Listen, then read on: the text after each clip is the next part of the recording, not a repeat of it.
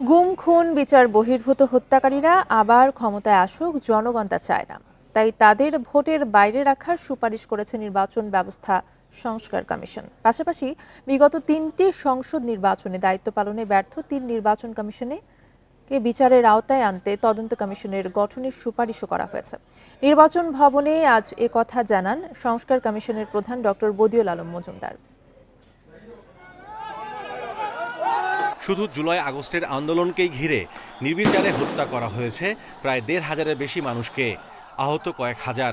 তারও আগে বিগত ১৬ বছরের গুম খুন ও বিচার বহির্ভূত হত্যাকাণ্ড, সকল অভিযোগ তৎকালীন ক্ষমতাসীন আওয়ামী লীগকে ঘিরে।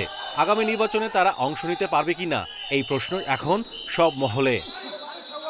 নির্বাচন বিটে কর্মরত সাংবাদিকদের সংগঠন reporters forum for election and democracy আয়োজিত RFED টকে সাংবাদিকদের মুখোমুখি হন নির্বাচন ব্যবস্থা সংস্কার কমিশনের প্রধান বদিউল আলম মজুমদার। তিনি জানান, গুম খুন সহ গুরুতর মানবতাবিরোধী অপরাধে যারা যুক্ত ছিল তারা যেন নির্বাচন করতে না পারে সেই সুপারিশ করা হয়েছে।